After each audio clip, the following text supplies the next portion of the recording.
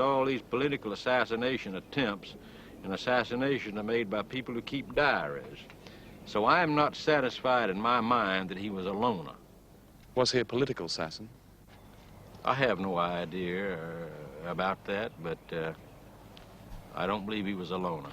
Of course, it was just a matter of like 30 minutes before we got to the hospital, and I learned he was paralyzed, so I never mentioned.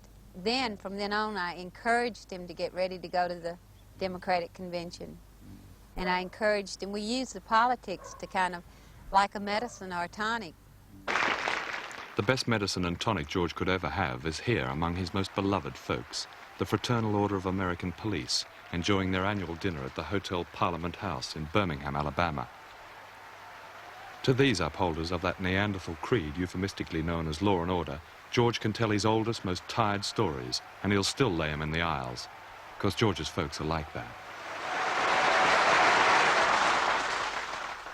In 1968, I ran in the presidential campaign and talked about law and order, that it was a shame in this great society and supposedly most civilized nation on the face of the earth that you could not walk the streets of the largest cities of our country because the thugs had taken them over.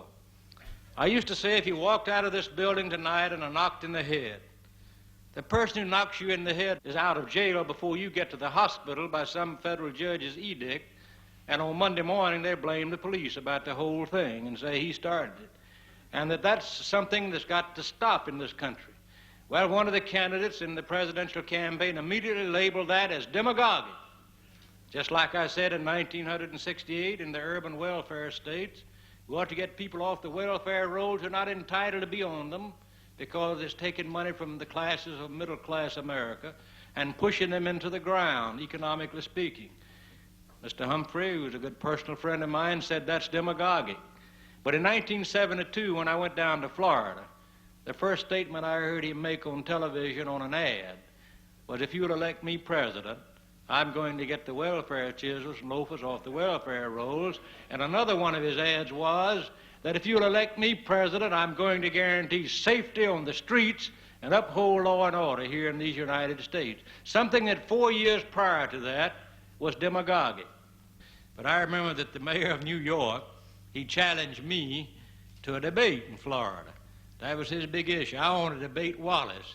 Well, I was from Clow, Alabama, and I got to thinking about, this is something. The fellow from New York won't debate a fellow from Clow, We had 875 people in Clow, and my wife came from Tabernacle in Coffee County, so I wouldn't debate him because I said let him draw his own crowds. He wasn't drawing any crowds, and I was. So every time that I would speak, like in Tampa before a big crowd,